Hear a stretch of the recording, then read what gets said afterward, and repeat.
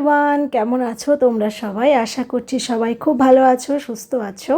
আমরাও খুব ভালো আছি। আমার চ্যানেল বিউটিজ বিউটিফুল লাইফের নতুন একটা ভিডিওতে তোমাদের সকলকে অনেক স্বাগত জানাই। আজকে যেদিন এই ভিডিওটা তোমাদের সঙ্গে শেয়ার করছি সেদিন ছিল লক্ষ্মী পুজো। হ্যাঁ, জানি লেট হচ্ছে, লাস্ট 1 মাস ধরে আমার ভিডিও দিতে এরকমই লেট হচ্ছে। প্লিজ তোমরা একটু বের করে নিও আর একটু ভিডিওটা শেষ পর্যন্ত দেখো। লক্ষ্মী পুজোর দিন এখন সকালবেলা পুজো টুজো করে মা লক্ষ্মীর দেখো পুরনো যে জামাটা মানে শাড়িটা পরানো ছিল সেটা ছাড়িয়ে একটা নতুন শাড়ি পরিয়েছি। আর তার সাথে সাথে কি সুন্দর লাগছে দেখতে না লক্ষ্মী ঠাকুরকে।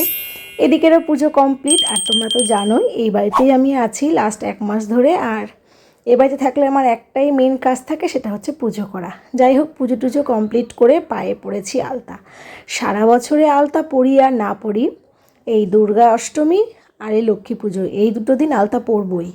তো এই দেখো আমি পড়েছি আর মেয়ে পড়বে না তা কি হয়, ও পড়েছে। তো বললো তোমার পাগুলো যখন দেখাচ্ছ আমারটাও একটু দেখাও। তো তাই বলে দেখাচ্ছিলাম আর এইখানে বসেই ছিলাম। বসে বসে বাবা এখানে কিছু একটা বলছিল, তো বাবার সাথে আর কি কথা বলছিলাম। আর তারপরে এই যে আমাদের বাড়ির একটা আছে স্পাইডারম্যান ঠাকুর, ওকে শুধু হাতে পায়েই মেয়ে করেছে, বিশ্বাস করো। মানে ছেলে হতে গিয়েও হয়তো হয়নি। যাই হোক, এই রকম কাণ্ডকীর্তিও সারা দিন চলতে থাকে। কখনো এরকম দুয়ারে ওঠে, কখনো খাটের মাথায় ওঠে, কখনো জানলার উপরে ওঠে, কখনো ফুল গাছে ওঠে। এইরকম করে সারাদিন চলতে থাকে। আর লক্ষ্মী পুজো দিন তো জানো সবাই পুরো বাড়ি ভরে আলপনা দেয়। সত্যি কথা বলতে আঁকা আঁকির দিক থেকে আমি একদমই বিগ জিরো, সত্যিই তাই। না না, নিজের জন্য বলছি না, সত্যিকারে আমি আঁকতে একদম পারি না। এই গুণটা ভগবান আমাকে এক ফোঁটাও দেয়নি। তবুও ছোটোবেলা থেকে মার দেখে দেখে যেটুকু লক্ষ্মী ঠাকুরের পা আঁকা শিখেছিলাম সেইটা দিয়েই সারা বাড়ি ভরিয়ে দিয়েছি। মাকে বললাম তুমি দাও, মা বললো না তুই যেভাবে পারিস সেভাবে দে। তারপরে তো আলপনা দিয়ে 1 ঘন্টা মতো একটু শুয়ে নিয়েছি। আর আজকে আমিও মায়ের সাথে নির্জলা উপোস ছিলাম।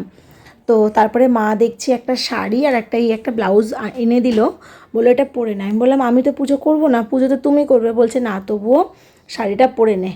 আর আমি লক্ষ্মী পুজো আমার বাড়িতে করি না। আমার মা লক্ষ্মীর কাছে মানে বলাই আছে, যেদিন আমার নিজের মাথা গোঁজার ঠাঁই হবে, পরের বাড়ি ছেড়ে একদম নিজেদের বাড়িতে থাকতে পারবো, সেদিন থেকে আমি বাড়িতে লক্ষ্মীর ঘট পাতবো বা মা লক্ষ্মীকে নিয়ে আসবো। মা যেহেতু উপোস ছিল তাই মায়ের সঙ্গে সঙ্গে আমিও উপোস থেকে গেছিলাম। খুব একটা কষ্ট হয়নি, আসলে দিনটা খুব ভালো ছিল, মানে ঠান্ডা ঠান্ডা ওয়েদার ছিল। তো চলো, রেডি তো হয়ে গেছি, তোমাদেরকেও দেখিয়ে দিলাম। এইবার একে একে সব ঘরের লাইটগুলো জ্বালিয়ে নিই। সন্ধে এখনও মানে সবে নামছে, অন্ধকার হয়নি। তো মা বললো সারা বাড়ির লাইটগুলো জ্বালিয়ে দে আর ঘরের সব গেটগুলো খুলে দে। তো তাই করছি আর কি। 3টে ঘরের, এইদিকের বারান্দার, এদিকের ঘরের সব দিকের হচ্ছে লাইট জ্বালিয়ে দিয়েছি। আর মা আর মেয়ে তো ঠাকুর ঘরে আছেই। মেয়েও ঘুম থেকে উঠে পড়েছে, পরে ওর দিদুনের পাশে বসে থেকে ওর দিদুন কী করছে না করছে সব দেখছে। আর তার সাথে সাথে একটু একটু ওর দিদুনকেও বিরক্ত করছে। দাঁড়াও, এই বারান্দার লাইটটাও জ্বালিয়ে দিই আমিও এখন এখানেই বসবো। বসে মা কিভাবে কি জোগাড় টোগাড় করছে সব কিছু দেখব। আমার খুব ইচ্ছে বাড়িতে এরকম লক্ষ্মী মূর্তি নিয়ে এসে পুজো করার। তবে সত্যি কথা বলতে ভাড়া বাড়ির জীবন তো আমাদের, আজ এখানে কাল কোথায় যাব তার ঠিক থাকে না। সত্যি কথা বলতে সেই জন্য বিশ্বাস করবে না, আমার মন্দিরও আমি বড় করছি না। তোমরা তো দেখেইছো আমার পুজোর জায়গা খুব ছোট্টখাট্টো জায়গা, যাতে আমার সুবিধা হয় সেইভাবেই রেখেছি। ইচ্ছে আছে, পরে কি আর ইচ্ছে আছে সেটা তো পরে অবশ্যই তোমাদের সঙ্গে শেয়ার করব। এখানে নিজেকেও একটু দেখাচ্ছিলাম, তবে আমার ফেসে লাইটটা পড়ছিল না বলে খুব একটা বোঝা যাচ্ছিল না। মা তো ওদিকে যোগাযন্ত্র করছেই, আর এদিকে পদ্ম ফুল টুলগুলো আমি ওই আর কি মানে টুকটাক যেটুকু হেল্প আর কি পেছনে বসে করা যায় সেটাই করছিলাম।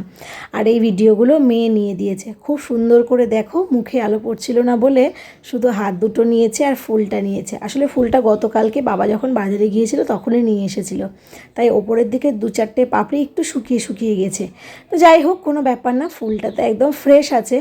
তো এই যে সকালে একটা ফুল তো মা লক্ষ্মীকে দিয়েছিলাম, আর এখন ওই যে ঝাঁপির মধ্যে ওই গাছ কৌটোকে তো বউ বানায়, মানে লক্ষ্মী ঠাকুর বানায়, বানিয়ে ওটাতে পুজো হয়। তো ওইখানে আলতা সিঁদুর এই যে ঘট পাতা হয়ে গেছে, সব কিছু হয়ে গেছে। আমি খুব ভালো করে মন দিয়ে সব কিছু দেখছিলাম, যাতে আমার বাড়িঘর হয়ে গেলে আমিও যেন নিশ্চিন্তে পুজো করতে পারি।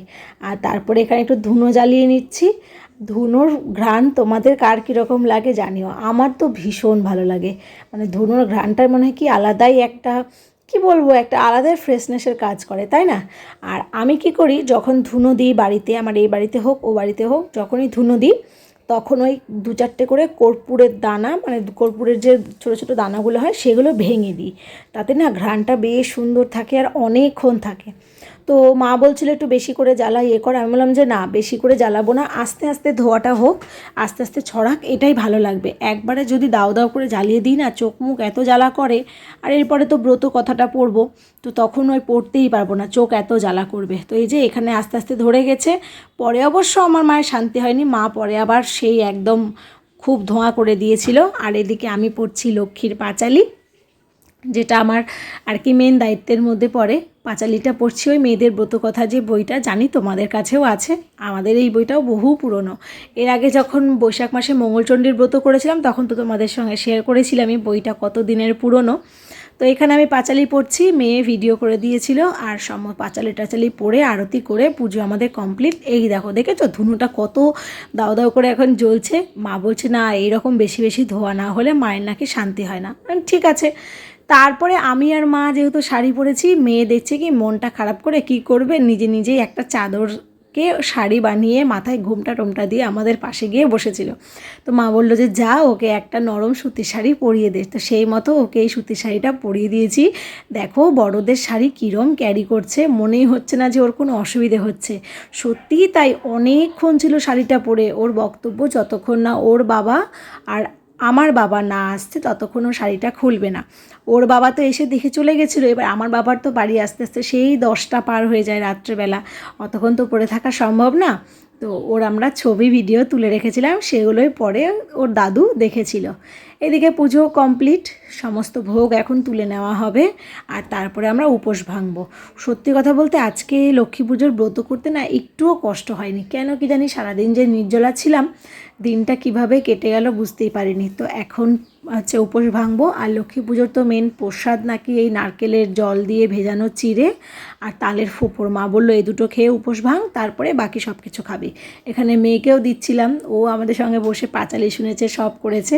আর রাত্রে তো আমরা ভাত বা মানে চালের কোনো কিছু খাবো না, রুটি ছোলার ডাল, তার সঙ্গে হবে মিক্স সবজি। এরপরে আর কোনো ভিডিও ক্লিপ নেওয়া হয়নি, খেয়ে দিয়ে সবাই শুয়ে পড়েছিলাম।